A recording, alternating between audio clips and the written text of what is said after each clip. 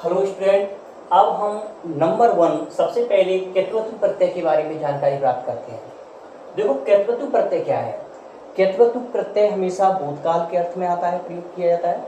यानी जहाँ पर भी हम भूतकाल की क्रिया लगाएं या केतवतु प्रत्यय का प्रयोग करें तो दोनों में से हम कोई सा भी कर सकते हैं। यानी कोई भी सेंटेंस अगर हम बनाते हैं तो जैसे के लिए अर्थ है तो के लिए कि हम चतुर्थी विभक्ति भी लगा सकते हैं या तुमुल प्रत्यय का भी प्रयोग कर सकते हैं या कृत्य शब्द का भी प्रयोग कर सकते हैं। इस तरीके से हम कई प्रकार से उसको बना सकते हैं सेंटेंस को।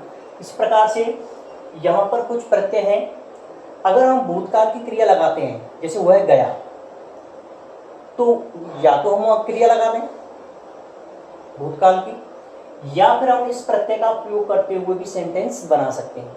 देखिए अब इसमें नंबर 1 पॉइंट है, यह जो प्रत्यय है केतवतु प्रत्यय है वो भूतकाल के अर्थ में प्रयोग किया था। यानी यहाँ ये प्रत्यय जहाँ भी प्रयोग होगा वो भूतकाल का अर्थ देगा। जैसे वह गया तो से गतवान, जैसे वह गया है तो से गतवान, तो यानी या तो हम से गतवान कर सकते हैं या से अगच्छत भी प्रयोग कर सकते हैं भूतकाल क्रिया लगा करके।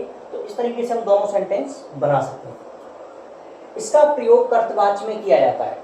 यानी वाच्य 3 होते हैं, कर्तवाच्य, कर्मवाच्य और भाववाच्य। जब कर्ता के अकॉर्डिंग क्रिया आती है वो कर्तवाच्य होता है और जब कर्म के अकॉर्डिंग क्रिया आती है तो वो कर्मवाच्य होता है। तो जो भी कर्तवाच्य होते हैं उनमें ही इस केतवतु प्रत्यय का प्रयोग किया जाता है, कर्मवाच्य और भाववाच्य में प्रयोग नहीं कर सकते। तो यानी सेकंड पॉइंट है हमारा, केतवतु प्रत्यय का प्रयोग हमेशा कर्तवाच्य में ही प्रयोग होता है। केतवतु प्रत्यय का तवत शेष रहता है।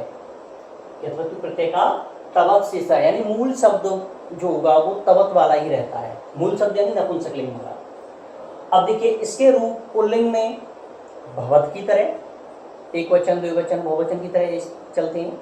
जो भवत के रूप होते हैं उसके सेम चलते हैं और स्त्रीलिंग में नदी के समान चलते हैं। अब यहाँ पर एक नियम भी मैंने लिख दिया है, यदि किसी धातु के अंत में म अथवा न हलंत वाला हो तो उसका लोप कर दिया जाता है प्रत्यय मिलाते समय। तो ये इसके पॉइंट है आपको समझने के लिए। अब जैसे अब नेक्स्ट एग्जांपल देखते हैं। जैसे गम धातु, गम मीन्स होता है जाना, केतवतु प्रत्यय जब हम इसको जोड़ेंगे मिलाएंगे तो देखो यहाँ मैंने लिखा है माँ या ना का लोप हो जाता है। तो यानी यहाँ पर जो माँ है अलंत वाला इसका लोप हो जाएगा तो क्या हो जाएगा मूल शब्द। और केतवतु प्रत्यय का तवत शेष रहता है तो क्या हो जाएगा गतवत। ये मूल शब्द है, नपुंसकलिंग वाला माना है मूल शब्द। अब देखिए यहाँ एक वचन के बारे में बात है। अगर हम इसको पुल्लिंग में प्रयोग करते हैं तो गच यानी वह गया तो से गतवान, पुल्लिंग है तो गतवान शब्द प्रयोग होगा एक वचन में। अगर मान चलो स्त्रीलिंग है जैसे वह गई तो सा गतवती, इस तरीके से प्रयोग हुआ। अगर पुल्लिंग है, पुल्लिंग के लिए क्रिया आ रही है तो गतवान आएगा और अगर स्त्रीलिंग है तो गतवती। जैसे वह गया से गतवान, वह गई सा गतवती, क्योंकि सा स्त्रीलिंग है तो स्त्रीलिंग के अकॉर्डिंग क्रिया चेंज हो जाएगी गतवती। तो इस तरीके से इसका यहाँ मैं पूरा डिटेल बता रहा हूँ सेंटेंस में वाक्यों में प्रयोग करते हुए, मगर यहाँ पर आपको 8th क्लास में सिर्फ पूछा जाता है इसमें कौन सा प्रत्यय है, सिर्फ इतना पूछा जाता है। मैं यहाँ पर सेंटेंस में प्रयोग भी बता रहा हूँ क्योंकि हमें वहाँ बात निर्माण भी करनी होती है अलग अलग टॉपिकों में। जैसे क्रीमिश करना तो मूल शब्द है कृतवत, तवत शेष रहता है। अगर ये पुल्लिंग में है तो कृतवान, इसका अर्थ होगा किया, भूतकाल कर देगा। और स्त्रीलिंग में हो जाए कृतवती और उसका अर्थ भी किया होगा, भूतकाल अर्थ देगा, मगर स्त्रीलिंग में प्रयोग किया जाता है। अब जीमिश होता है जीतना तो मेन शब्द बनेगा जितवत क्योंकि तवत शेष रहता है। अब पुल्लिंग में अगर प्रयोग करते हैं तो जितवान यानी जीता, पुल्लिंग में प्रयोग जीता, भूतकाल का अर्थ निकल गया। अब जितवती यानी जीती, जैसे वह लड़की जीती तो वहां पर किसका प्रयोग किया जाएगा जितवती, बती यानी स्त्रीलिंग का प्रयोग किया जाएगा, नदी की तरह प्रयोग। जैसे पठनीश होता है पढ़ना।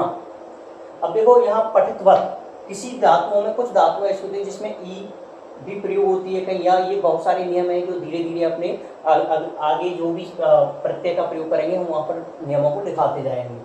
अब देखिए यहाँ पठितवत मेन शब्द हो गया। अब पुल्लिंग में करेंगे तो पठितवान, इसका अर्थ क्या होगा पढ़ा, वह पढ़ा, वह बालक पढ़ा तो पठितवान। अब स्त्रीलिंग में क्या आएगा वह पढ़ी, पठितवती, वह छात्रा पढ़ी, तो सा छात्रा पठितवती, तो यहाँ पर पठितवती शब्द का प्रयोग किया जाएगा, ना कि पठितवान का। पठितवान पुल्लिंग में प्रयोग किया जाता है, पठितवती स्त्रीलिंग है। तो यानी एक ही प्रत्यय के दोनों अलग अलग रूप होते हैं, पुल्लिंग में और स्त्रीलिंग में। अब देखिए, ये तो मैंने सिर्फ यहाँ एक वचन बताया। अब पुल्लिंग में, स्त्रीलिंग में, द्विवचन और बहुवचन का भी प्रयोग मैं एक छोटा सा बता रहा हूँ यहाँ पर। अगर पुल्लिंग है, एक वचन में होता है नीतवान, तवान शेष रहता है, ये सभी में है।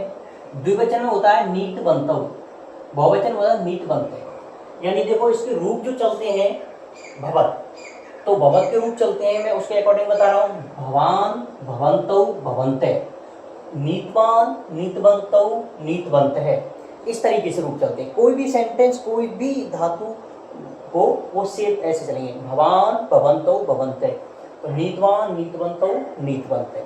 इसी प्रकार स्त्रीलिंग में देखिए, एक वचन में होता है गतवती, द्विवचन में होता है गतवत्यौ और बहुवचन में होता है गतवन्ते। अब देखिए, इस तरीके से हम कोई जैसे पठित धातु लेते हैं, तो पठितवान, पठितवन्तौ, पठितवन्ते।